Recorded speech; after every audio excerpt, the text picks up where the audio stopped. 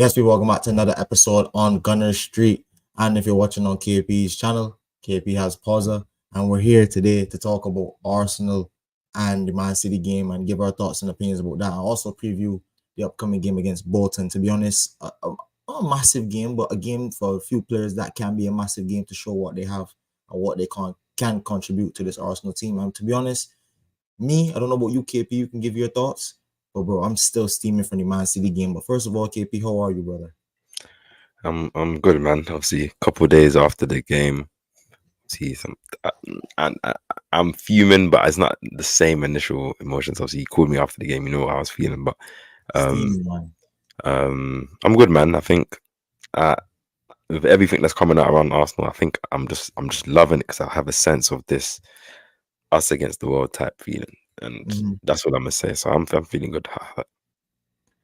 To be honest, I'd agree with you. I'd say, to be honest, when you check about all the stuff that's coming up about Arsenal, if anybody here wants to find out about that, don't forget to like, comment, and subscribe to the channel and tune in. Get in here. We're going to talk about all things Arsenal. But just give me a few seconds, ladies and gentlemen. Let me just get some people in here. But like I said, it's going to be a massive one. It's going to be a big one, and like I said, I'm still fuming. I'm still a bit irritated because when you're so close to a result like that, you're feeling and you're coming close to a historic 3 points. For 9 years, you've been craving that win at the Etihad. To be 30 seconds away from doing it down to 10 men after all the implications of the game with the referee, with the dark arts that people are alleging we had, not talking about Man City. And then you hear all the stuff about us, people calling us anti-football, when to be honest, we were on top of the game before we had a man sent off. We came back from 1-0 down, so I don't even know how it could be anti-football. It literally contradicts itself.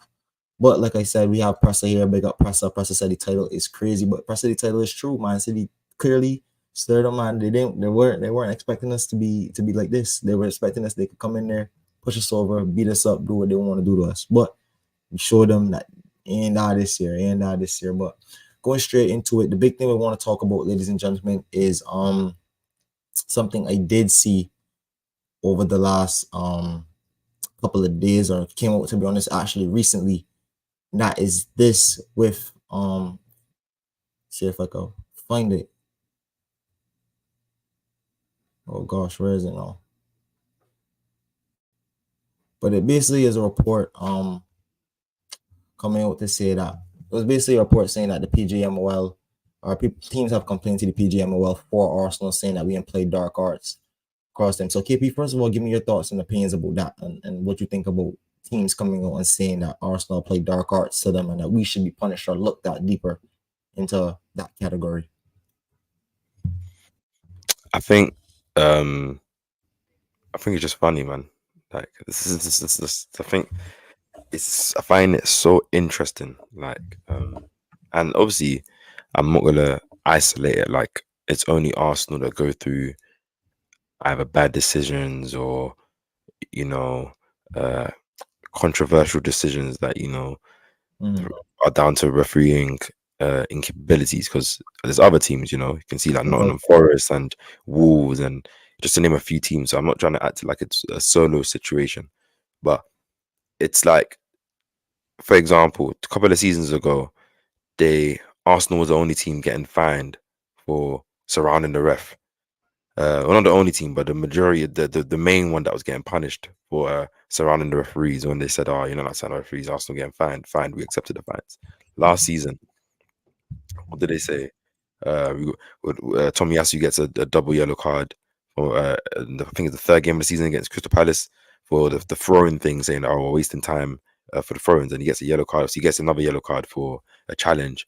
But like, I think it's funny because now that Arsenal have started to, you know, not allow themselves to get beat up defensively, or when they're going forward, it's not necessarily dark arts, but just everyone does this. Like, let's not act like there's not one team that does certain things different.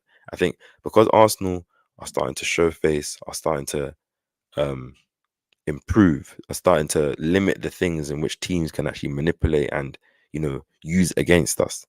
I think this is where, like, And to me, I think it's kind of silly because all they're doing is just feeding the seed of Arsenal. Like Mhm. where I'm not saying that we're a perfect club, but we try to do things right. No Clearly, doubt. Mikel Arteta has tried to make us an undefeatable animal, and even when we lose with grace. When we win with grace. Of course, we're gonna call out refs and stuff in it because let's be real, it's only Arsenal that you've seen have players sent off for the kicking ball thing. Like I'm not Yep. saying that it's not gonna happen for the rest of the season, but so far, 5 games in, we've already had 2 red cards. Like it's okay though. I think it's nice that everyone hates us. It's nice that everyone wants to limit the things. That means you fear us. The same reason why City were rattled on Sunday. I love it. I agree with you, KP. I think it's hypocrisy. You can see hypocrisy all over it. I remember Jose Mourinho's Inter Milan, Jose Mourinho's Chelsea, even to this day, still get praised for the dark arts, still get praised for the job they did on Pep Guardiola's Barcelona in the Champions League. Teams gone by in Premier League history have done tremendous defensive jobs and get automatically praised for it. We go down 1-0 against the champions of England. 4 times, the only team in Premier League history to have done that.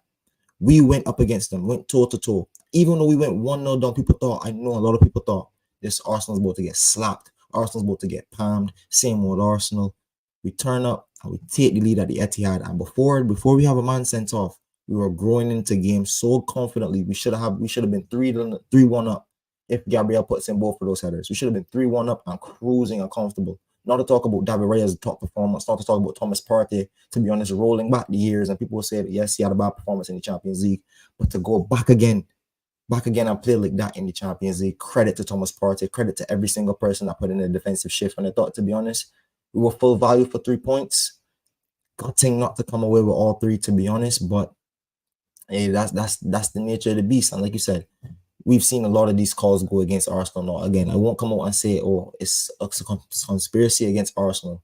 But the PGMOL and the Premier League don't do themselves any justice. What team in Premier League history has forgot to draw the lines? You forgot to draw lines in VAR, especially a team in the Champions in it for right to fight for a title. I saw Martinelli get sent off for 2 yellows in 30 seconds. I seen all types of stuff. I could go down, I could roll back the years for years about Arsenal getting foolish red cards for no reason under Mike Oliver. Last season, I remember Kovacic had 2 crazy red card tackles. You said you didn't want to send him off because you didn't want to ruin the game. You send off a man for kicking the ball away.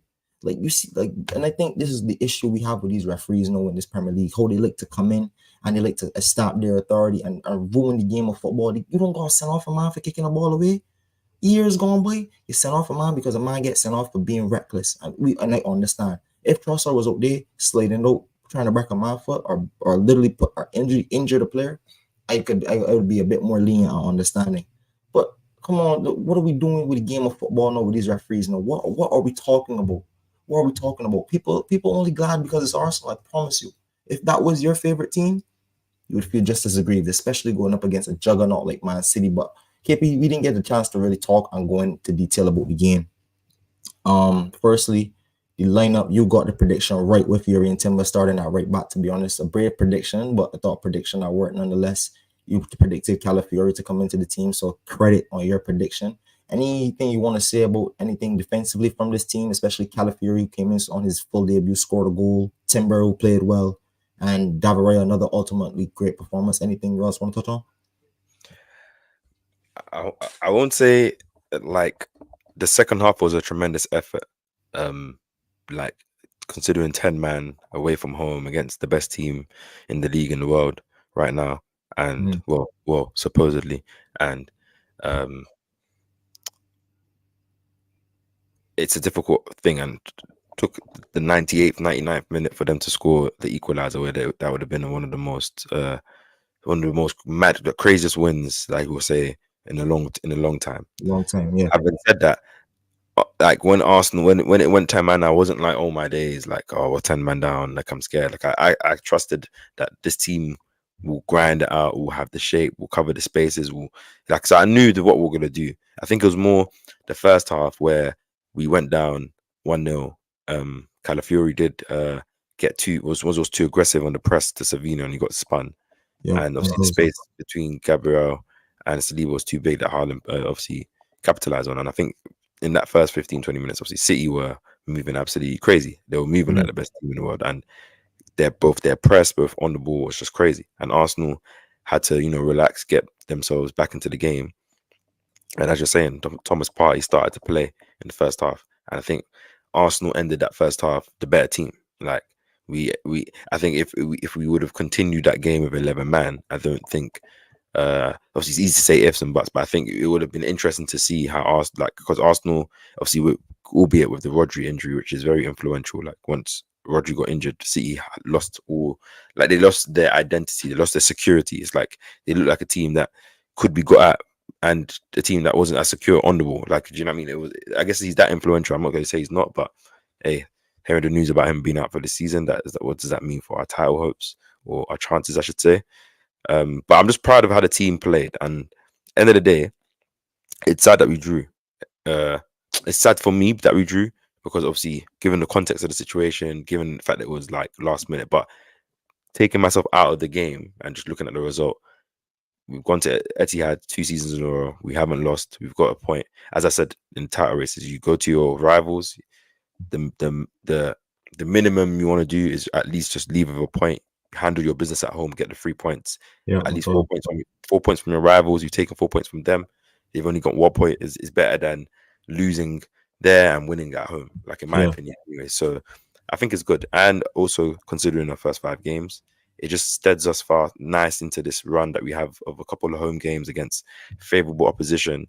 Where now we obviously I know, I'm not gonna say I assume, we're gonna start to see Arsenal dominating possession again, creating chances, and it made the game made me fall in love with this team and these boys again, and Mikel, and even all of the afterwards of the game, obviously all the back and forth and stuff. Obviously, yeah, it's not for me as a fan. It just makes me know that these guys are ops, and I hate these man.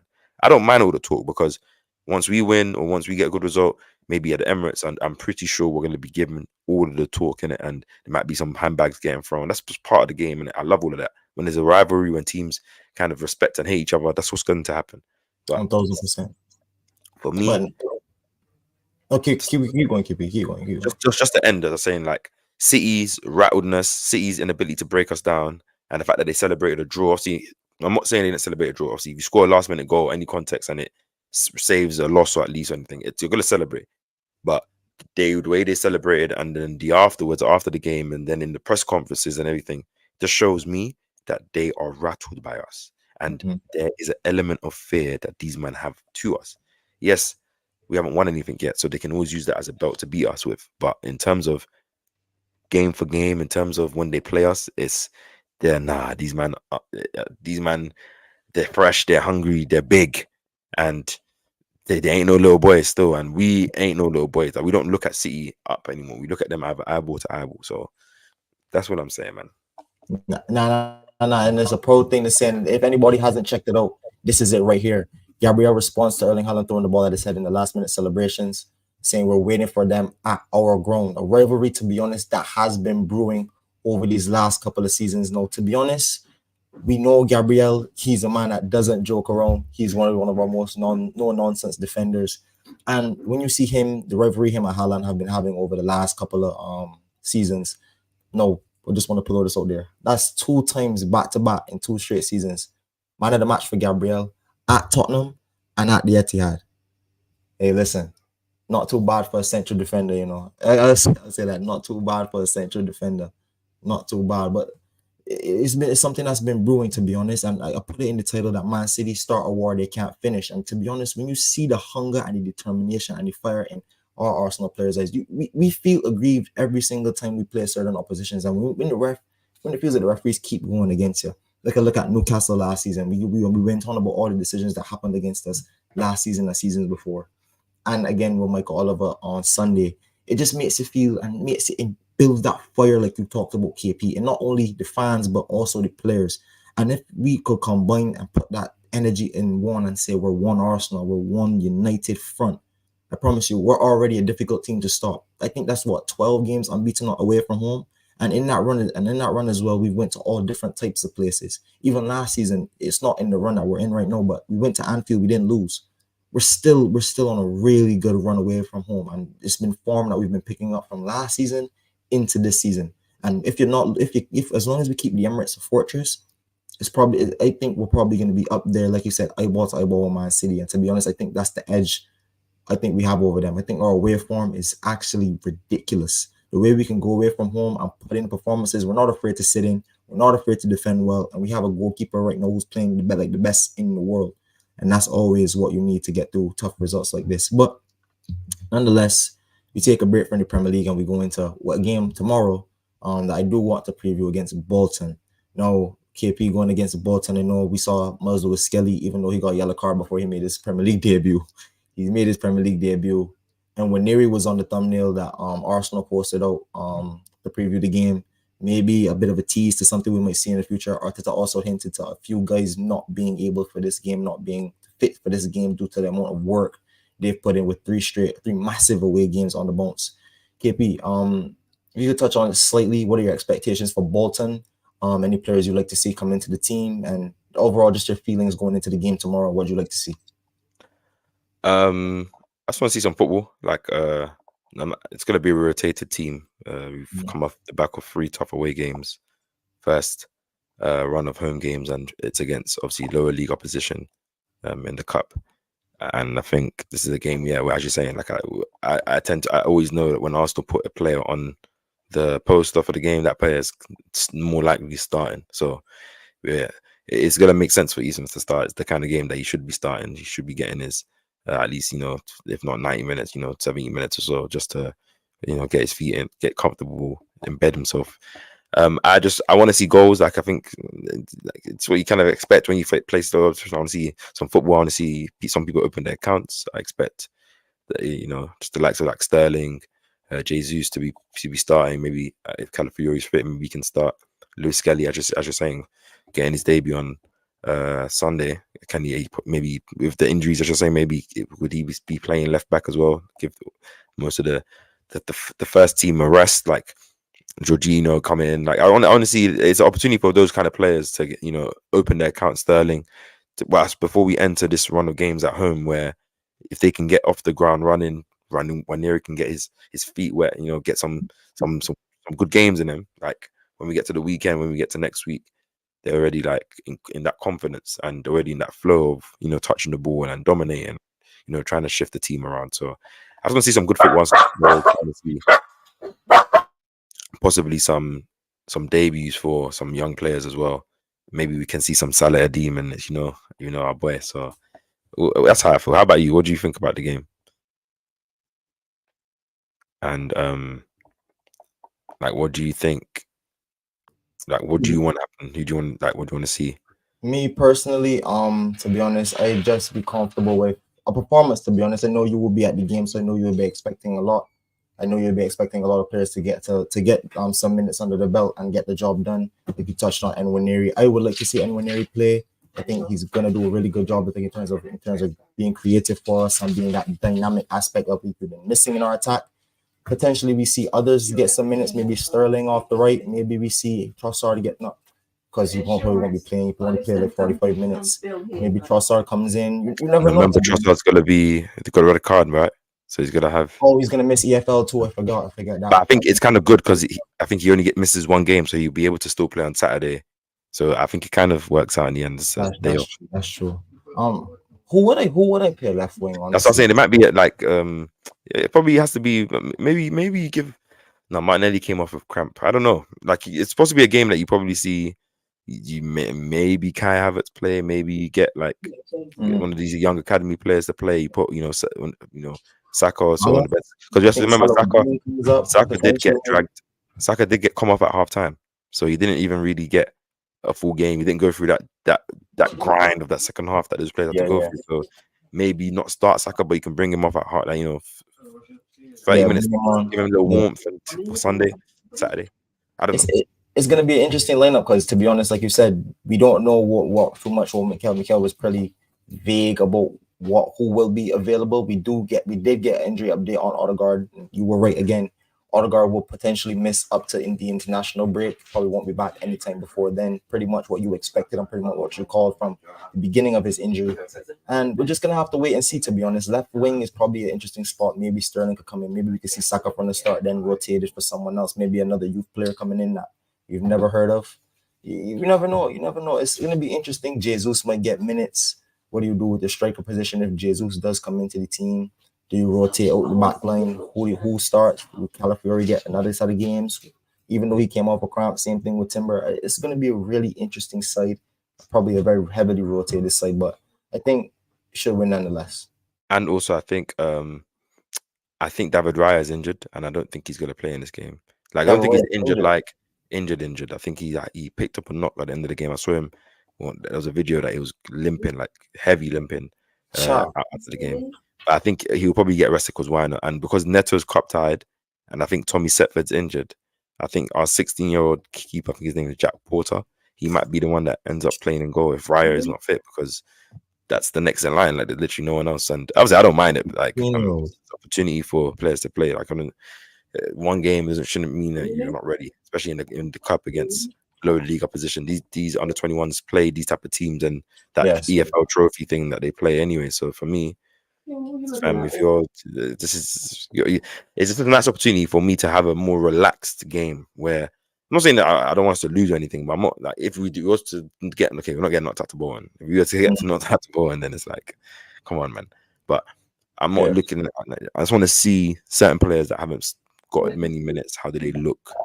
Sterling has already got a sniff. How does he look? And then Sterling and Nwaneri. It's like you said, it's going to be interesting. It's gonna be a difficult side. If you, like you said, probably goalkeeper might change, but I wouldn't keep one eye on the thing. I'd probably go. I'm still thinking about that left hand side. Like, it's really difficult. Like, thinking about the options off the top of my head is really difficult, honestly. Yeah. Anyone you probably have in mind to start? What do you say? Anyone you have in mind to start? Anyone that like, I think I just want to see Lewis Skelly, Nwaneri, Sterling, Jesus, like, start, like, at least against this. It should be a more favorable game for them against lower opposition. We should have the ball, so we should see a bit more of them in an attacking sense. It's not a game of coming in and playing a more defensive shape and stuff, and you don't really get to see them express themselves. I don't know the lineup, so it's like, I think Mikel's probably he's not going to field a weak team, but at the same time, if there's a lot of players coming up with some niggly injuries, he's not going to risk them for this game. So it'll be interesting. See, I'm more excited to see who we do play, who's on the bench, and how we do play if there are many changes. Because I'm always about the next man up mentality, man. I need to know that the players that we have and backup are ready to play when called upon. Not we need a first team guys, like, because of course we need them, but we need a squad. So 1000%, you're right, to be honest. And this is Carabao Cup is a perfect time for a lot of people that haven't been getting minutes in the league to come in and get minutes and prove as to why they have their spot in this Arsenal team and why Mikel Arteta should look at them for the Leicester game, because that's another game where we could see potentially players coming in to get some minutes. How about you? What about in this game? Who do you want to see feature?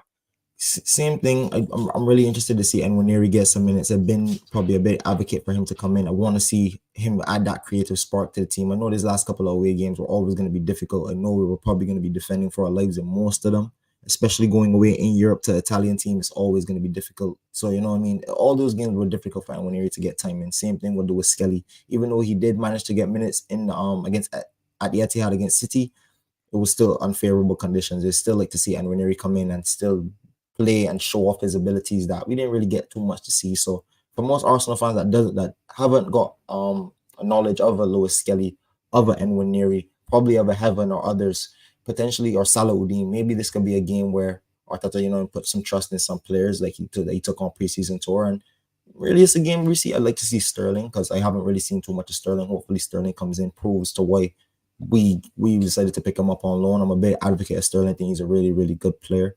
Can he come in against lower league opposition? Get a goal for himself, look good, look confident.